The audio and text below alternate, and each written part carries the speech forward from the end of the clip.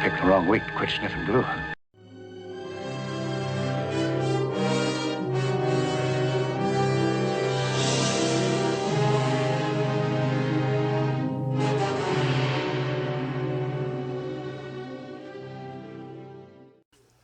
Well, good morning. Welcome back. We are starting week 2 on the Nautilus project, and you know, I knew it. I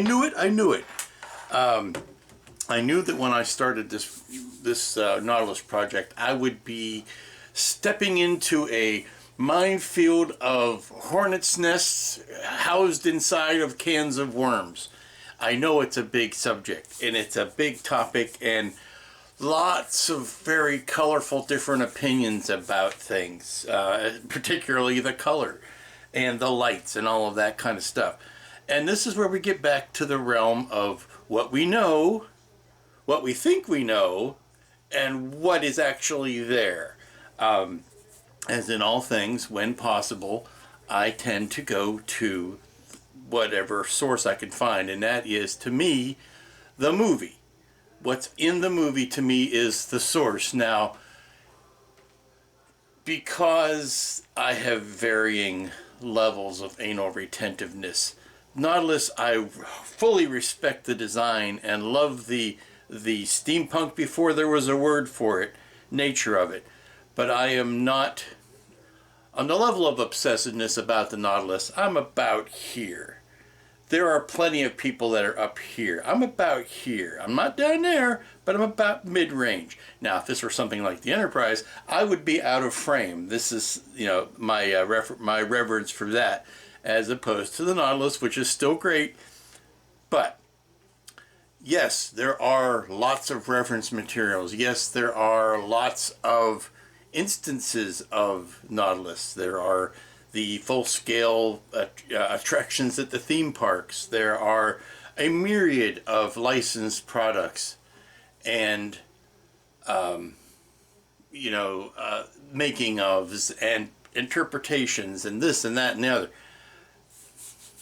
I'm not going to go down that road. I'm sorry to say, kids, I'm not going to be that guy, because while I know those guys and I respect those guys, that's not me.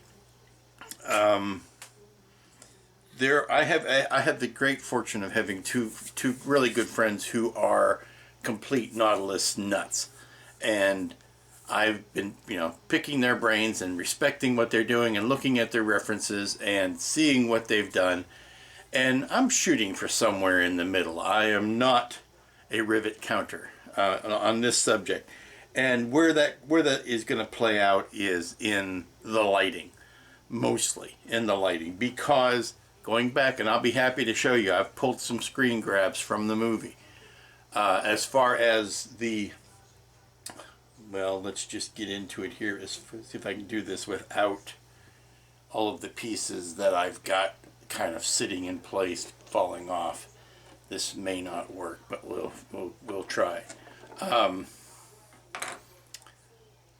Crocodile eyes. The crocodile eyes, I understand those are green in the full-size mock-ups that you see at theme parks.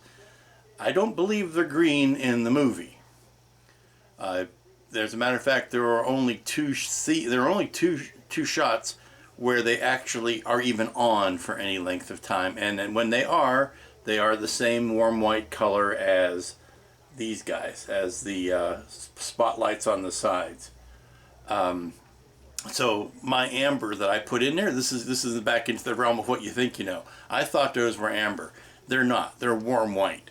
And I'm not going to go back in and change those at this point, because they're deeply, deeply embedded in epoxy right now, and I can never get them out. So there's what you know, there's what you'd like to do, and there's what you can live with. I can live with those being amber. The green that is here, that is seen, and it's really only seen in attack mode, what I call monster mode, when I'm going to put this down because this is kind of heavy and want to hold up in one hand. When Nemo is attacking, he's doing his eco-terrorist bit. When he's attacking the other ships, he kind of flips on monster mode, and the wake becomes green as it goes off. Those are coming off of the wheelhouse. Those are not coming off of the crocodile eyes. And it's really not even prevalent anywhere else in the movie except during the attacks. When you are just casually in the wheelhouse, you see some light green glows off of some instruments, but not enough to light up the entire cabin like that. So I'm presuming that there's some sort of flip switch that he flips on to make it sound, make it look more monstrous, because he likes the idea of the legend of there being a monster. The rest of the lights are all warm white. Now, this is again at some place where I'm going to vary this, because these being all of the lights on the side, these are warm white, these are warm white, and a lot of times they're not even all on at the same time. These guys here are not on as often as these smaller ones are. So I'm going to go ahead and make those cool white, just to bring out some specialness in them. That may not be canon. I'm sorry. This is how I'm going to do it. There's also, and I'll show you a picture of it. And I was starting to do some minimal research online, and I was flipping through the making of stuff that's on the DVD. There is a tiny bow light that is below where the dinghy attaches. And I don't believe I'm going to put that in, because it would be too hard to channel up through that very thin part of the resin to get to it. But that light only shows up in one scene, so I'm not going to bother with that either. I'm not trying to downplay the lighting on this thing, because the lighting varies from shot to shot. Model work in '54 was not like it is today.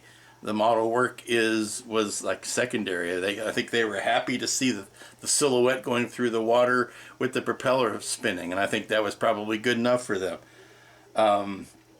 But I'm also using the references from the DVD for the overall color scheme. It's, the stereotypical version that you see of the copper with the age, the patina on it and all that kind of stuff. Yeah, I'm going to do some of that, but it's actually going to be more of a steel color with some copper accenting that I think would be nice. I mean, you go by a lot of the toys, and the toys are that brick brown color. Not really even a copper, but a brownish. And yeah, okay, that's, if you're going to make a toy, that's good enough for that. I mean, a lot of the high-end replicas also do that color, but there's no oomph in it. There's no life in it. So I'm going to be adding some oomph and some life, I hope. But let's get to the references, and I'll show you what I'm talking about. Okay, here's probably one of the better references. This is from the, I believe, the second attack of the movie. And here you can clearly see the greenish wake and the green domes of the wheelhouse, but no lights on at all where the crocodile eyes are. Here is a shot of it entering the cave towards the end of the film, where Nemo's going back to the old hometown. And there you can see those are all the same color of that warm white. And I'm going to tell you, that's probably because cool white lighting really wasn't invented back then. I'm sure they had just little incandescent bulbs. Okay, here's one of the two scenes with the crocodile lights actually lit. And you can see that it's pretty much the same color as the rest of them. Here is that similar, I think it's that scene in that same sequence. It's lit. The wheelhouse is not lit at all. And again, same color. Okay, this is the Tokyo Nemo attraction, or 2,000 or 20,000 Leagues attraction in Tokyo. And you can see clearly here that those lights there are milky green, and would be green if they were lit up. But again, this is the ride, this is not the movie. Here you can see, this is more from the Tokyo ride, and this, you can see how like all of the details there are accentuated and really brought out. I mean, this to me is stage painting. This is overdone and over accented. Made to show up good in pictures. Not necessarily. I mean, the shape of these just look way off. They're too prominent and don't go out far enough to the front. They're very steep right here, whereas I think they should probably come back at a more gradual angle.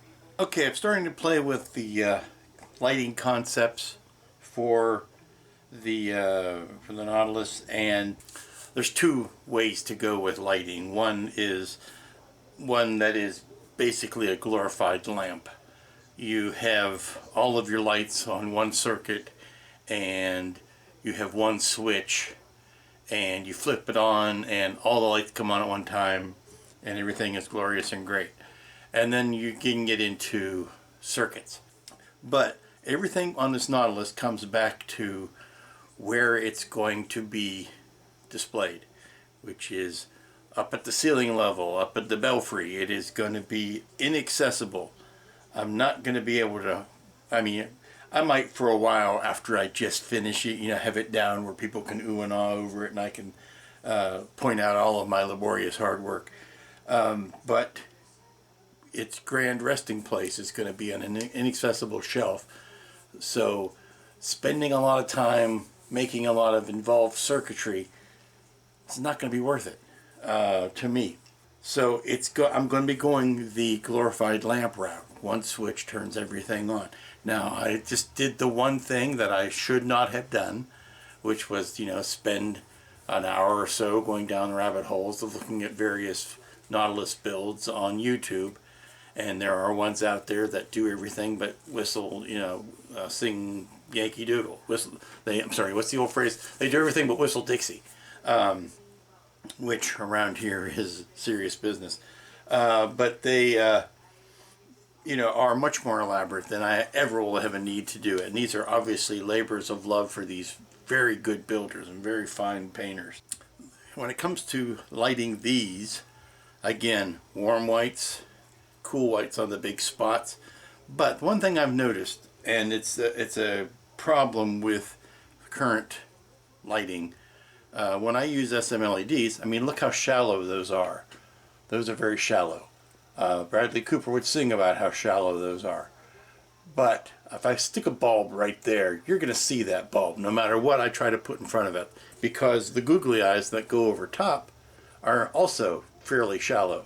So what I'm going to have to do is hollow these out so that I can bring whatever lighting I put in those much further back. And by bringing the lighting much further back, it'll be much more diffuse by the time it gets there, and it'll light more evenly. And you won't have that hot spot of the bulb right there, particularly because the SM LED chip lights, they're very obviously high-tech squares, and they're not going to look like bulbs at all. So I'm thinking that I might, even for these large ones, I might have to extend the tube back and then put the light about an inch further back. I've got buku room inside here to do that. So I'm not concerned about that, but I got to cut all of these out and then make tubes that come back to about there, and then put all of my lighting back here in the tube, which would be kind of nice because that means by the time I come to mount this, I won't have to worry about any wiring being up in here or any delicate stuff, because I can epoxy all these tubes like one right after another, just all around the top here, and all of my construction will be done, and I can just glue that whole module in place. Oh, by the way, I wanted to bring it up that look what came in the mail Saturday. These are the Evans lighting. These are the SM LEDs that I ordered. I think, if I'm not mistaken, I ordered them on Thursday, late afternoon Thursday, and they were here in the mail Saturday. That's just good service.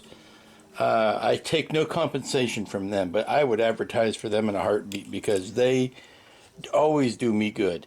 If you know what this is, you'll know what I'm thinking. This is a tiny, very slow turning motor, and I'm thinking of motorizing the propeller with it. Because it turns very slowly, and because I think I've come up with a way to mount this shaft in here in such a way that it's not going to generate a lot of heat, because like I say, it's mostly for effect. It will turn very slowly. If I can get everything mounted just so, I think I may be able to put a little movement, which will be helpful if it's up on a high shelf, you might get a little bit, movement of the propeller might be an interesting add-on. So went to the hobby shop this morning, got a bunch of styrene tube, and that's going to be for the running of these lights. So yeah, it's a bit of a mess, but hopefully it'll start coming back together.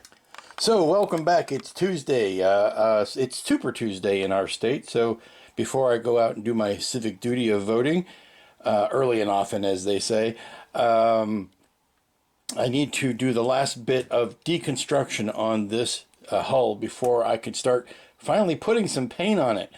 There are, like I said, this was left over from the original build I did, and I've got the other two outside on the deck where I've got the drill press set up, but I need to drill out all of these holes, and it's easier to set up the drill press and do a bunch of repetitive drilling at once.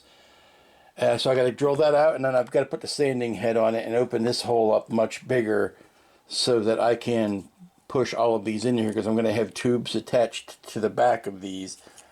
So, and also I need to drill out this area that the battery compartment's going to go in. So that's the big dusty work that I need to do this morning before I get on with the rest of the day. So let me take this outside and do the drilling upon it, and plus it's got resin dust that I don't want to be breathing, so I'll be putting on one of my Corona masks to do actual work that masks are made for.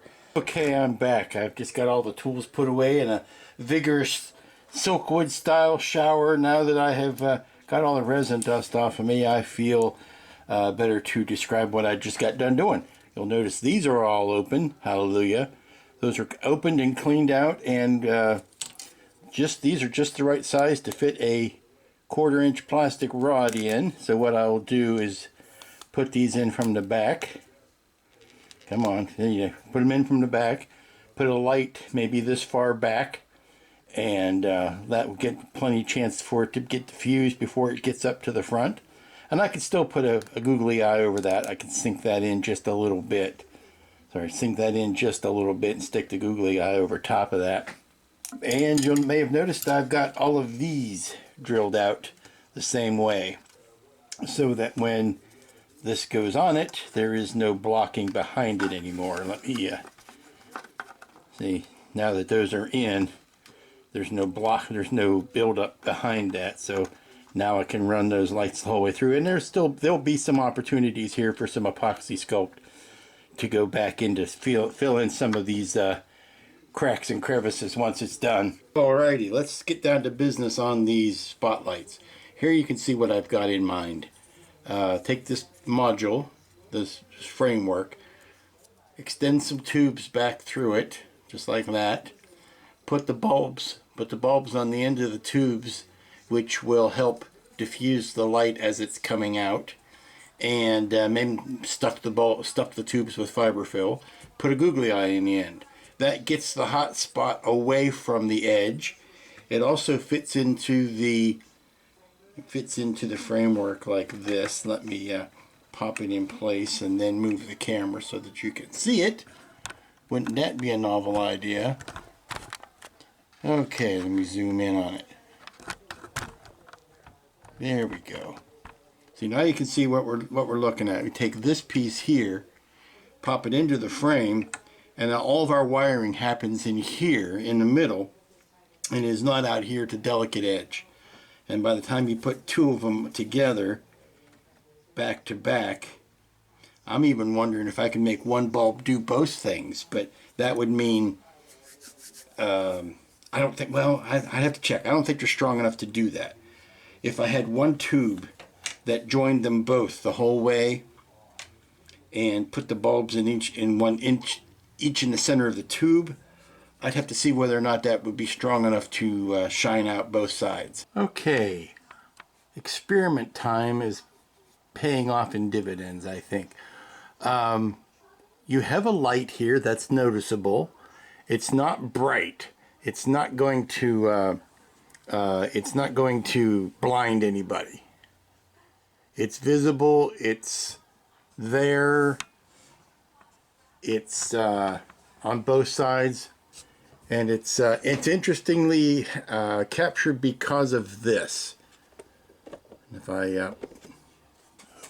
see if I can get the top off. Okay. It is one light in a tube that connects both wheelhouses, or both. I'm sorry, not wheelhouses. Both salon frames. I like that, and you know why? It means half as many bulbs, which means the battery will work hopefully twice as long. There's just a lot to like about this. It might need some refining. I might want to sheath these this plastic tube with a metal tube to give it. Well, see, this is why I put things on tripods. Okay, if I've got this one bulb here, then that means instead of needing 4, 5, 6 bulbs for each side, I need 6. Instead of needing 12 bulbs, I need 6 bulbs. I think I would still like to make these spotlights because I want to make them cool white. I think I might want to make those still individual. Okay, I've got the tubes cut here. I just need to find some way to set them deep enough to so that they're all set equally to allow for the googly eye to go in front of them. I just need to find some sort of little punch or something that's got a set distance. Ooh, I like that. We'll use that. That's a good goal. This tool here, if I push it in backwards, yeah, I like that. That puts them all back at the same distance. Well, it pushes them through in some cases. Let's see. Yeah, they hit the same bottom that way. Okay, and then I can just throw some glue at it. There you go. So those are all set back now to where I can put the googly eye over top of it. A googly eye sitting down inside there, and that's the perfect depth. Lovely. Alright, so I have been engaged in hand-to-hand combat with this thing all day, and making slow but steady progress. I still think the idea is sound. It's just going to be a lot harder to implement than I was thinking it was going to be. So I've got these hulls pressed together. Let's get the camera around here. I've got the hull pressed together. I've got these sanded out to within an inch of their life. I've got the small manifolds on the, I keep calling them manifolds, they're tubes that I'm going to be putting the longer tubes on. And those will go in, and getting them to stick out an even amount all the way around is where I'm at right now.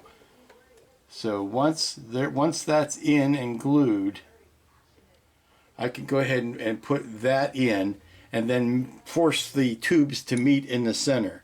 Okay, now after all the hemming and hawing and gnashing of teeth and rending of garments and all of that, I think I'm to a place where I can pack some epoxy sculpt down in there, and at least that will anchor the what is that? That is the port side salon window frame in. I can pack stuff around there. I got it tacked in at the top. I've got it anchored in with the rods here. Now I could still drill into those and put my lighting in, so I'm not worried about that. But what I basically have to do is the old tension rod trick. Is you put a short piece here, or you put a short piece here and a longer piece here, and then you expand them out till they double over each other. So let me go ahead and pack that one into place, because I have all kinds of gaps around there from drilling things out and sanding things out too big and all that. So now that it's tacked in place, I need to solidify it. It's too, the gaps are too big to put epoxy, liquid epoxy in, because they would just ooze out. So I'm thinking if I start with a little bit of epoxy sculpt clay, then I can put the liquid epoxy over that. Good morning, everybody. It is Wednesday. Back at the Nautilus build. And it was a long day's journey into night yesterday, but I tell you, I worked out a method that I think is going to suit me very well for lighting these guys. Now, here's my intention and my philosophy, and I will spell it out now so that you know what it is I'm planning to do. The idea is to light all of these. Yes, you want to light all these, but not blindingly. I want these to be lit. I want them to show up, but I don't want to, get eye strain from looking at them. Now, these guys I want to be brighter because they are spotlights, and I'm taking that literally. Those are spotlights. These are running lights, for lack of a better term. So, I've come up with a deal I think is going to work, where I share bulbs with these 4 and these 2. So these 6 bulbs, these 6 lights on both sides are going to share bulbs, so that I can cut back on the amount of, A, the amount of power I need, B, the number of bulbs. But for these 4 big lights, those are going to be individual bulbs. And this is what I've come up with on the inside. And I kind of like it. And, it may be overkill, it may be really weird, but I got to a point yesterday where I was going, I just want to do this to see if I can do it. And what it is a way to make lighting tubes that go between each of the individual windows. And where I ended up last night was I was able to get both parlor frames. These guys are in, and they're in solid. And anybody who's built this kit knows, or will have run into this problem of getting these guys in solid, squared, and with enough access behind them to put the lighting in. So this is, again, and this became a point of pride and contention of, yes, I just want to make sure I'm able to do it. It became a challenge at that point, and I think I done good. Where I am at this point is that I could take each one of these tubes. I could stick a bulb into the tube, as an example, and that will light up lights up the whole tube on either side. It lights the window on either side, and it gives me something that I can have all of this wiring done, all of the wiring soldered, all of the connections connected and soldered, and all of that. And with the exception of maybe the motor, I am still planning on motorizing the propeller. See, this is the thing about getting everything in frame. With the exception of the propeller, which might be wired here and plugged into it, I can get all my wiring so that I can set this puppy down like this and be done. I still obviously have a lot of cosmetic work that needs to be done on the bottom of this. That's a known thing. And then I still can, once this is done, I can remove the cabin or the bridge, this deck up here. I can remove this top deck and access the battery, which will be right here. Whereas these are all warm lights. These are what Osnium calls, what do they call those? It's not warm, it's not cool, it is neutral. It's a neutral light.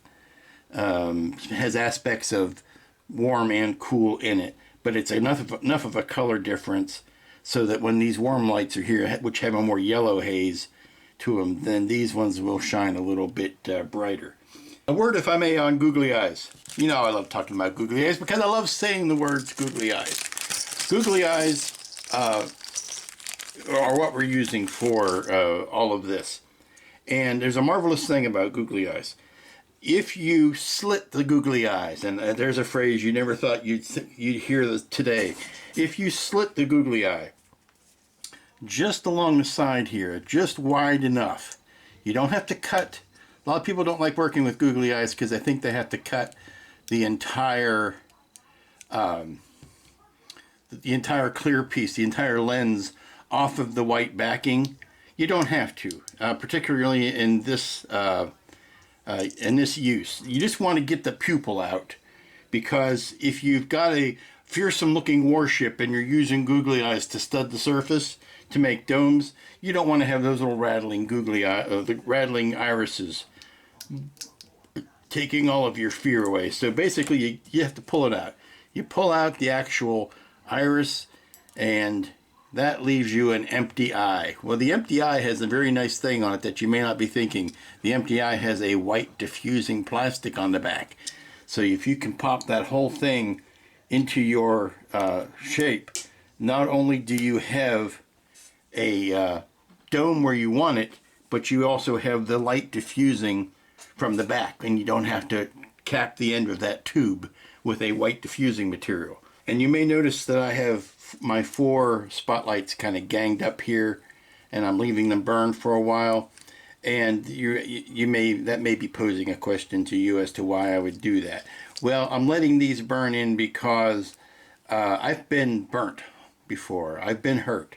I've been burnt before, particularly on I did that Star Destroyer kit, of using LEDs that I thought were from the same lot, same batch, and all of that, and particularly white or clear LEDs, particularly warm white LEDs. They can have different color temperatures. They can have different tints to them, hues to them. Some of them come out more purple. Some of them come out more yellow. So I'm letting these ones burn in for a while, just leaving them run so that I can make sure that their colors are going to be, the color of them is going to be consistent, because I don't really care so much that this side matches this side, but I'm darn well sure that I want these two to match each other. And I'll do the same when it comes to picking out my warm LEDs for here. I want to make sure I've got a match set that is going to not show up, with one crazy little purple light here and a yellow one next to it. I want them all to be consistent, and you don't always get that straight out of the bag. You got to pick and choose and set up matching pairs. Welcome back. I am continuing work on the 4 main spotlights on the Nautilus, but it is mail call time. I love getting things in the mail, and today's offering is a lovely bit of goodness I ordered from a gentleman. Oh, I love that packaging. Look at that. I can use that for something. Saving that box. A lovely bit of something that I ordered from the RPF from a fine gentleman whose 3D prints wonderful goodness. And some of you might recognize what this is just by seeing this much. If you look right over there, if you look right over there on the door, this might give you your first clue as to what that is. See, door, it is a dagger. It is a Mirror Universe dagger. And it comes with a holster. Holster has a detail that goes on the front of it like that. And this is the blade of said dagger and the handle of said dagger. Lovely, lovely. This is the same gentleman who came up with this idea. Now, I buy these printed but not finished. But he also made this agonizer, and I have painted it up and finished it. Slides out of its holster, but that's how nice and smooth 3D resin printed pieces can finish out. Lighting on the Nautilus. I've got the 4 main spotlights ready to go. I've built up a tube, a fat tube that I can stick a bulb in. Looks like this. Stick a bulb in it, and then this will go into this area like that. Can you see it? Is it on camera? Yes, it goes into it like that, and so you get a lighting that stands out as such. Okay, ironically, these cables look like octopus arms sticking out of the side of the Nautilus, but here you go. There's two lights on that side. You can see the bottom, you can see the two lights coming out of the other side. So all I need to do at this point is to shorten those wires down and solder them together into a single pair of wires, and then I can do something similar with the other 6. Okay, I'll turn the camera back on because I think I'm confident enough to show you what I'm doing. I've got the tubes mostly put back in except for the last one. I'm doing that now.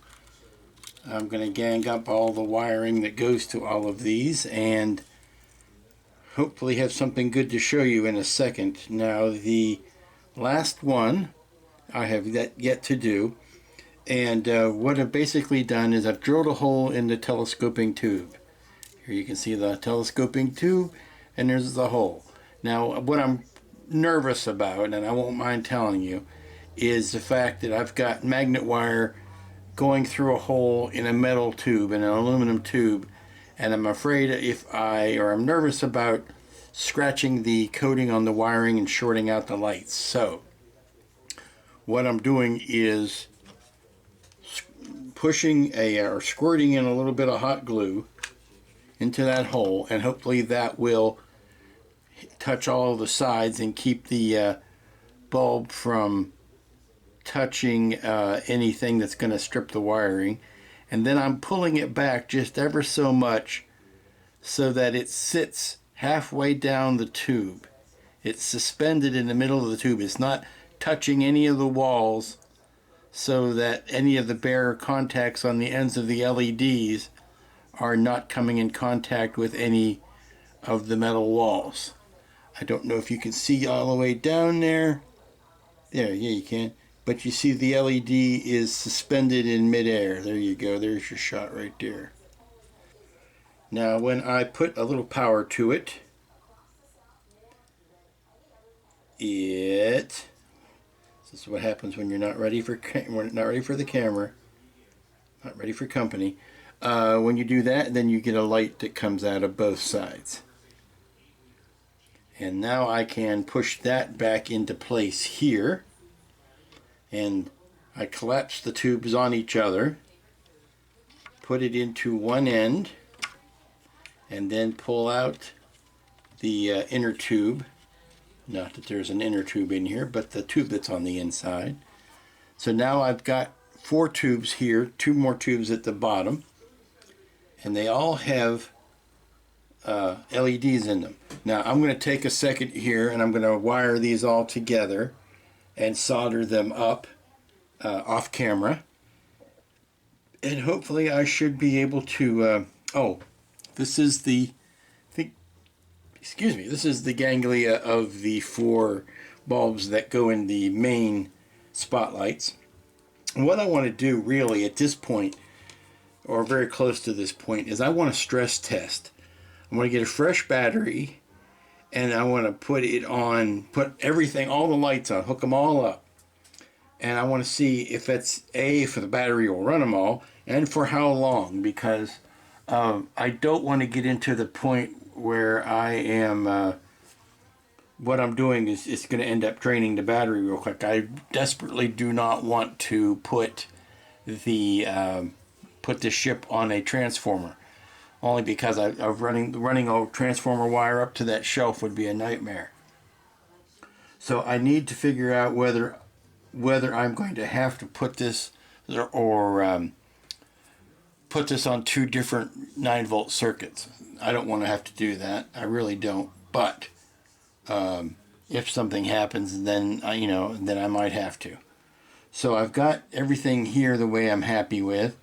I just need to join up these wires and kind of bundle them up neatly. Okay, step one is working, and that is side lights. This is why this thing is huge. Side lights are working.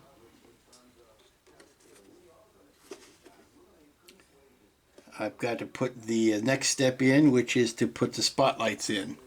Okay, second step works. I'm glad I'm doing this incrementally because it's easier to troubleshoot any problems if you do things and then you go incrementally. If you're like, it's like stacking dishes. You stack 10 dishes and then you stack one additional dish until you find out how tall your stack can be before it falls over. So here I've started with a baseline of these lights, and then I'm going to start adding lights to it or adding things to it till it either starts causing a problem or I run out of things that I want to add.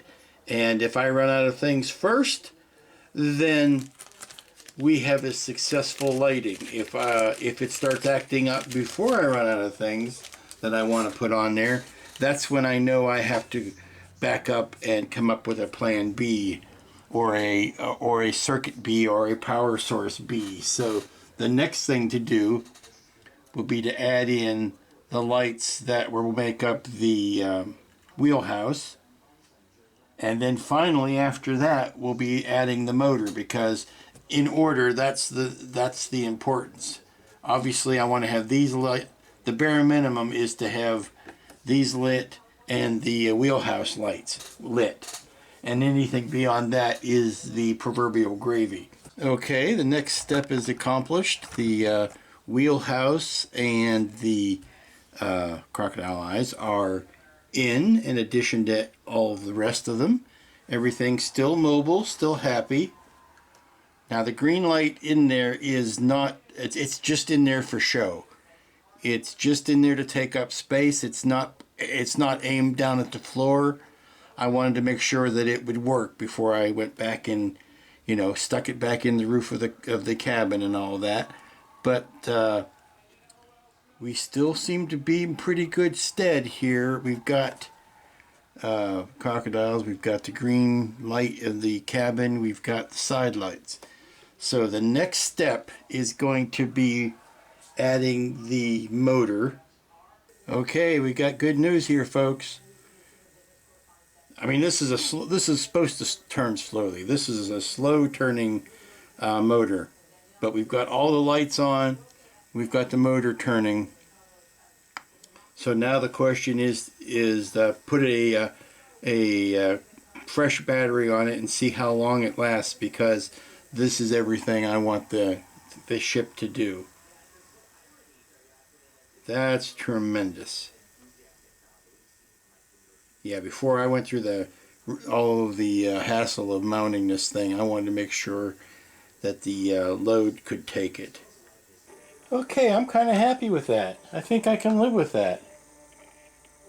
I gotta level out, this blade isn't glued down. But I'm kind of happy with that.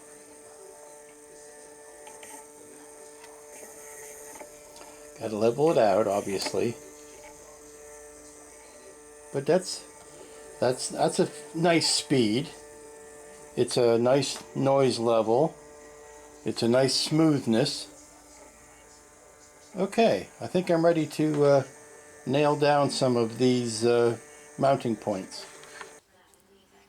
Okay, and for my last trick of the evening.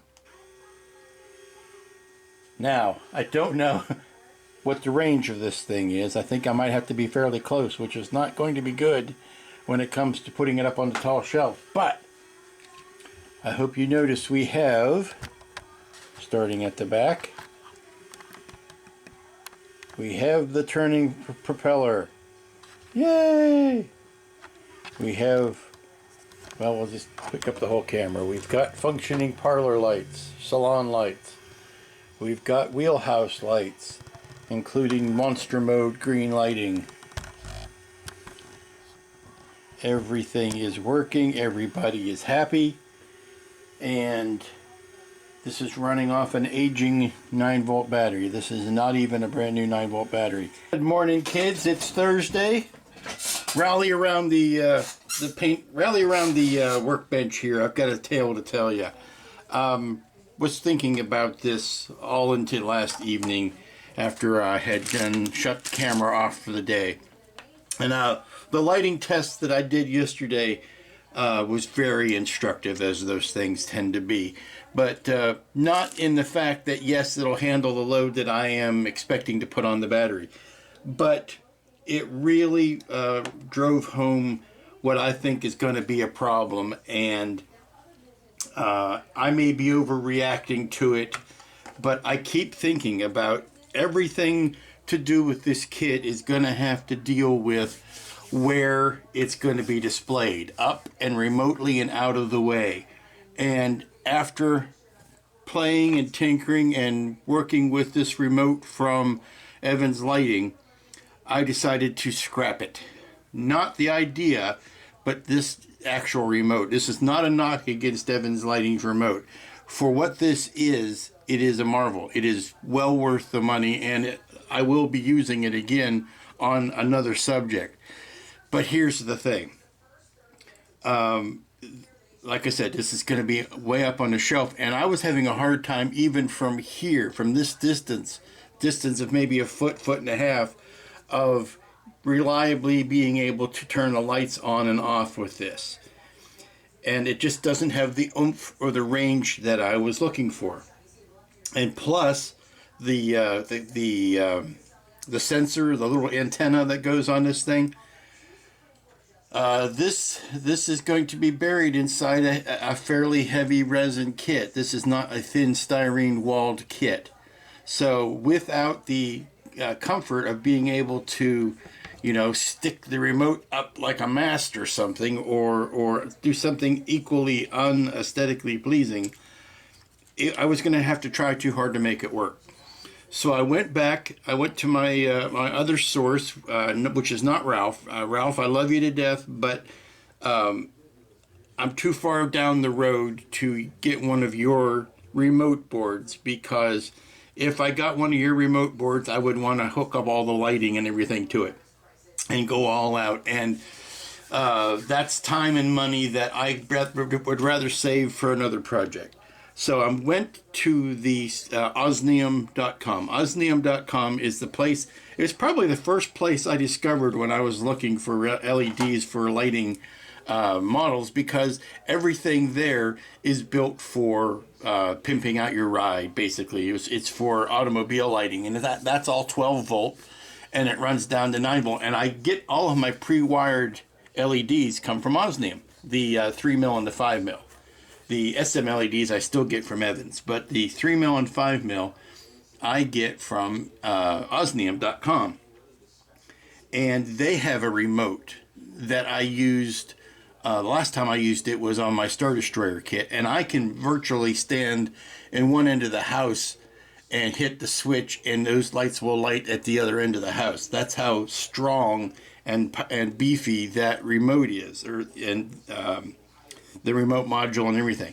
And but it's a little bit big. It's not something I would put in every model because it's bulky. Well, I've got the room. I've got bulky room here. I can put this interior space to use for that. So that the size of it comes out of the equation. So I quick dashed off an order to Osnium. I think it should be shipping today. Hopefully I'll have it by the beginning of next week. So that means I'm going to take out this wiring, this remote circuit from Evans, and like I said, mothball it, put it back where I can use it on some other build in the near future. It's very good. It's bargain for how it's priced, and it's very good, but it just isn't gonna. It isn't going to work for what I'm afraid I'm going to need. I'm not even verified that I can't use it. I only want to get into this thing once, and I don't want to have to. I'm nervous about it. That's what I'm trying to say. So, taking that circuit out, and I'll put in the new one when it comes, which means it's going to be a delay in in closing this whole thing up. So I want to use that delay to start working on some other parts. Like I want to start actually painting some things. Won't that be fun? There you go. I'm painting the inside of the cabin. I want to get a lot of this stuff ready to go. I am virtually ready to gather up all the wiring that goes on the inside here and secure it down. Also, I can work on the battery box today. There is a ton of things I can be doing, so it's not really delaying me so much because there's a ton of stuff I can be doing. The other thing I was thinking of last night, and I watched a video from RC Sub Guy, and his painting technique is a marvel, and that's what I'm going to do on this. I have convinced myself that that's what I want to do because, again, it comes down to where this thing is going to be displayed. It's going to be displayed at a distance, and if I do just a plain old drab brown wash on this thing with a little bit of rusting, it's going to get lost up on the shelf and you're never going to see it. It's just going to look monolithic and just a one-color blah thing. So I looked at his video, and I studied it several times, and I went out and ordered, again, something else that hopefully will get here this weekend, which is that iron oxide powdered paint. Say that 5 times real fast. And I'm going to use his method. Now, of course, I'm going to try it out on a mock-up of something else first. I'm not going to try it on this, right out the gate. I want to make sure I know what I'm doing. But it's basically paint it silver, put the black accents in, or where the rivets are, and then you paint it, wash it over with this iron oxide, and it actually rusts in place. And then you wipe down the amount of rust to get to the patina level that you want. And I think that's what I want to do on this. I think that's going to make it interesting. So while I'm waiting for that to come in, I'm also back to securing things and securing the wiring and doing all of that. I think today's job is going to be to put the battery pack in place. Other little things like that, neatening up wires, getting everything ready for when the circuits, or for when that remote switch does come in. So plenty of things to be doing while I'm waiting for other things, but I do think that I've got a clear path now for the rest of the build as far as what it's going to be and what it's going to look like. Okay, this is the first time that I've shown this because I just got it hooked up. But I put a cool white light underneath the deck shining up so that it would catch this tube. That's going to be quite the nice little accent light in there. And yeah, oh, I like that. That's going to be nice. I got to put the green light back in the top of the ceiling of the cabin there. But if you take, oh, and I went ahead and glued this piece. Oops, I need to zoom out so you can see it. I went ahead and glued this rake onto the front here just because it's going to end up being of the same part, so I might as well. Okay, like I said, consistency is the hobgoblin of tiny minds. I have reversed my opinion about something. Shocking, I know. I hope nobody's building this along with me, because if they are, then they're just making the same mistakes that I did all along the way. What I've decided to do is to build the cabin, the wheelhouse, inside the top piece rather than as an independent object down here, because when I take this on and off to change the battery, I can, my concern was lining up this tube, and it looks like I can line that up and fit it into the slot that I need to fit it into without worrying about it's going to be possible to do that. I was afraid I would not be able to get in, because once these windows go in, that effectively closes that off. But it does appear now that if I can glue the cabin in, this insert in, and then glue the tube in, then I can set the whole thing down. So that taught me what I needed to learn. Okay, I'm working on the battery box now, and I've got something whipped up to size now.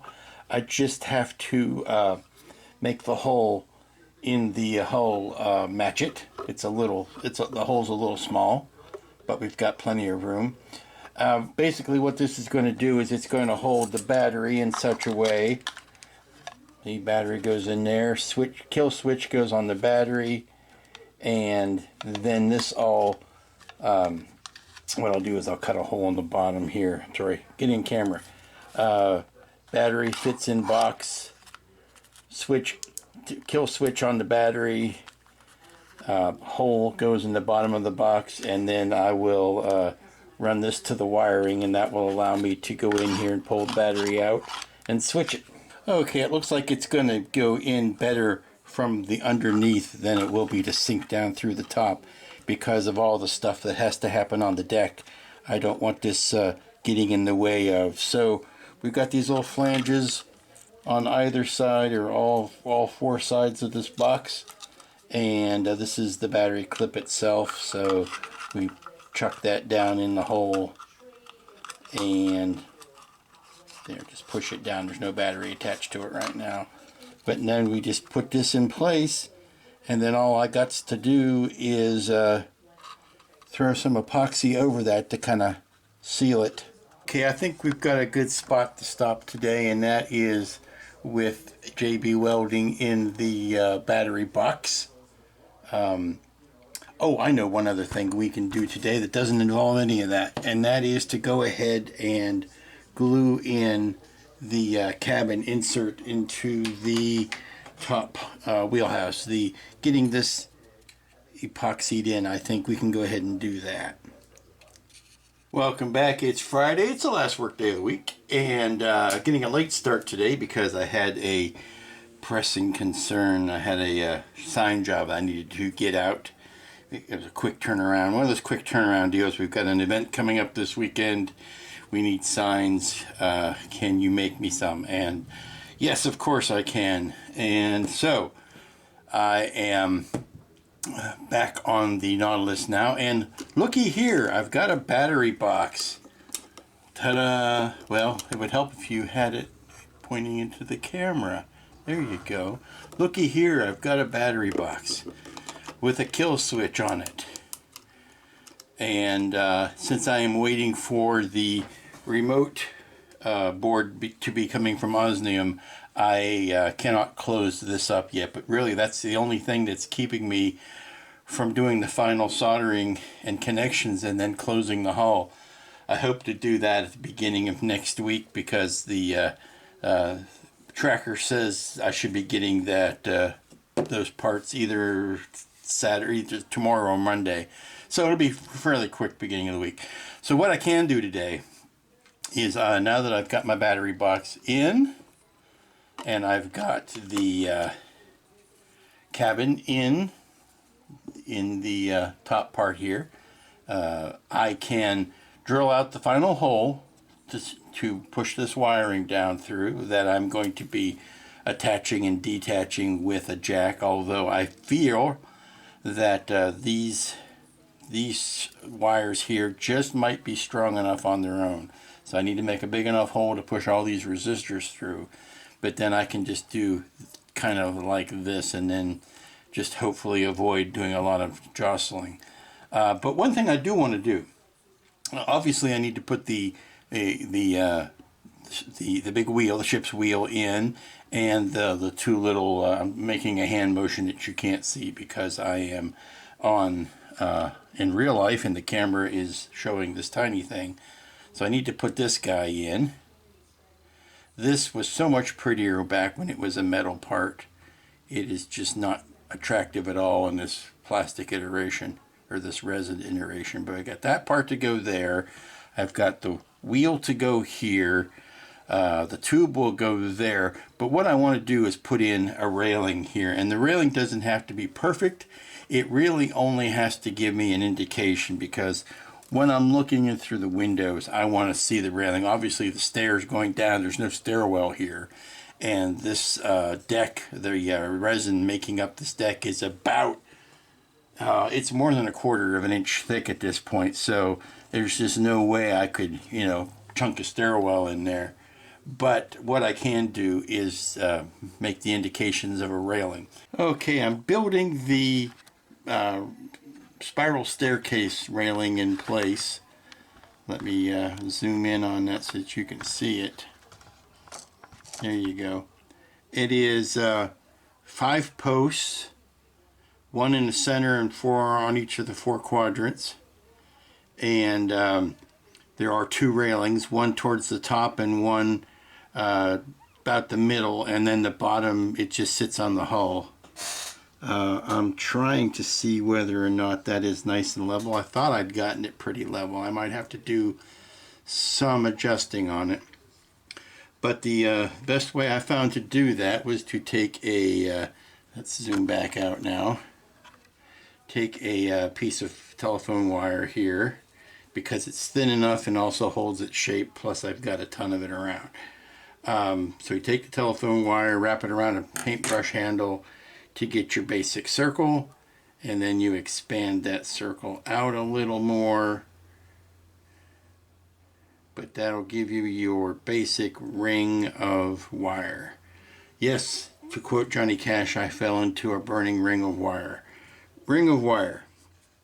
Now taking your handy CA tube, let's see, I'm going to do a little bit of attachment first. Just a little bit of pre-planning here. So that needs to be cut. So I've got the circle here, and I want to pull that side out so it gives me a handle to hold it by. So I'm holding it like this. Now this end here, I want to glue to the last post, the open end, and then wrap the other, pulling it tight, wrapping it and gluing it as it goes around the other 4 posts.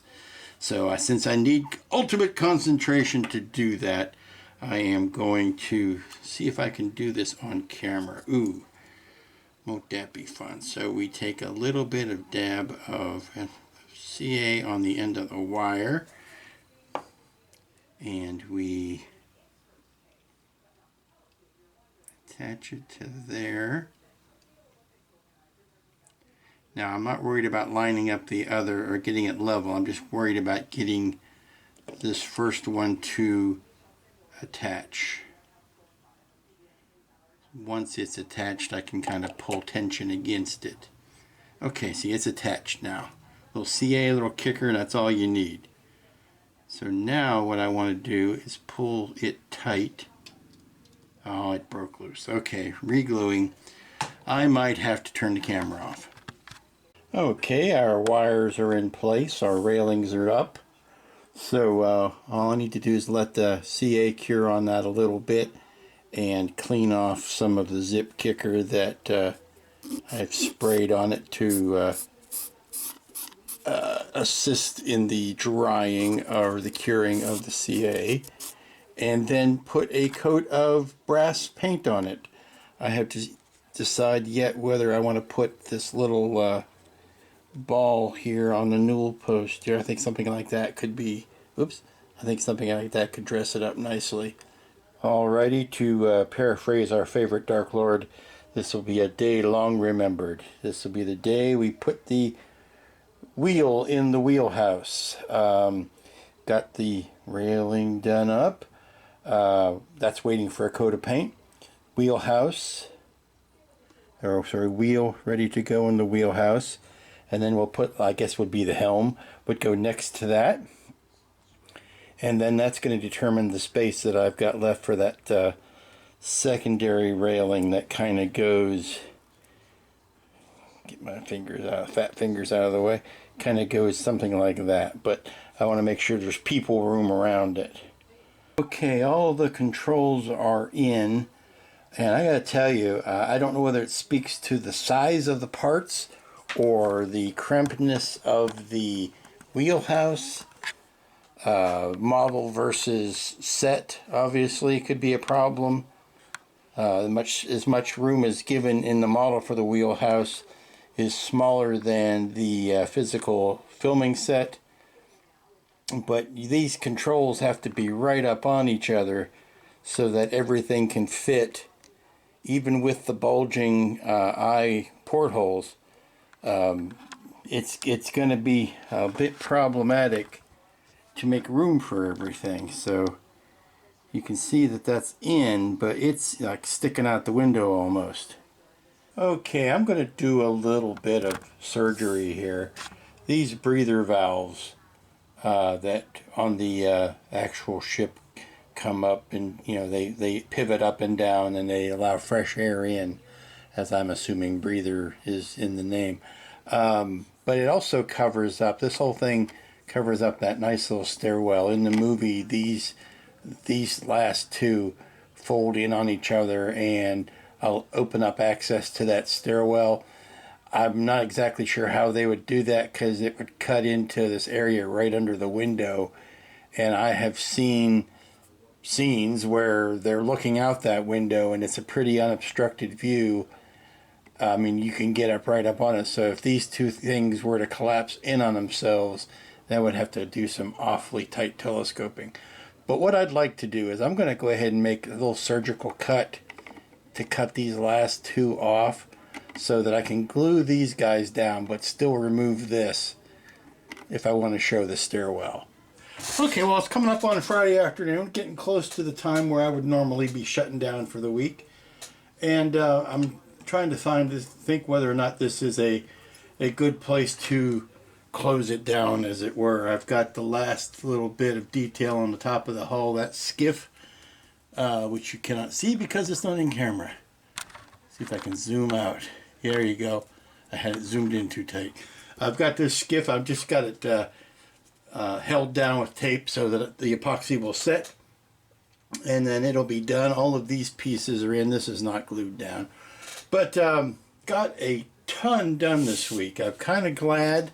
I'm not kind of glad. I'm very glad that I decided to order those additional things, the beefier remote circuit and the iron oxide paint, because that kind of put a forced freeze on some of the work. It made me slow the heck down. So I was able to do things in a more orderly fashion rather than trying to rush through them, and allowed me to take my time on some more stuff, which is good. So this is about as complete as it's ever been. Well, it is as complete as ever, because I've never had the equipment in the wheelhouse. So let me show you what's... Oh, got this piece separate. Got the rest of the breather holes glued in, but I did keep this part out separate so that I could pull it off and take a gander down the steps. I'm going to make sure I do not lose that, but here we go. Here's the entire bridge with the interior in there. Now there's one more piece that needs to be glued inside there, and it's because it's so wonky and delicate, we'll wait to put it in there. But this is how we're going to get into the battery to change it when we need to. I need to paint that bit, yes, but I'm not going to be focusing on what I don't have done yet. I'm going to try to focus on what I do have done in such a way that I can show it off to you one last time before we close up for the week. And that is, I need to run some wires together that I had separated, and we're going to try to power this thing up one last time for the week. Okay, I'm getting ready to light it up. Get the cup out of the picture. Turn the overhead light off. Have battery outside of this chest, that's outside of the thing here. I've got the kill switch, which is the only way I can control it right now until the remote switch happens. So let's go ahead and turn that on. Poke all of this back down into its hole. Put the wheelhouse where it should be.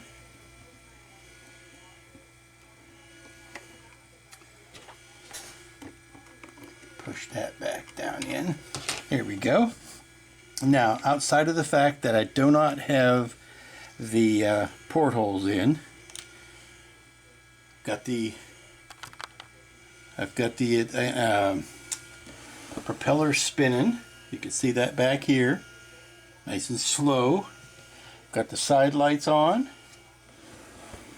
Of Crocodile eyes on. Green light on the interior. And blissfully that has been mitigated a whole lot.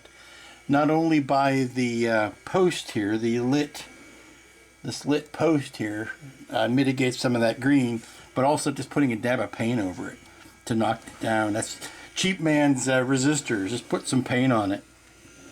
And there you can see the lights on this side. I am beyond ecstatic with how this is turning out. If I can do a halfway decent job on the rust coating, we are really going to have a showpiece here.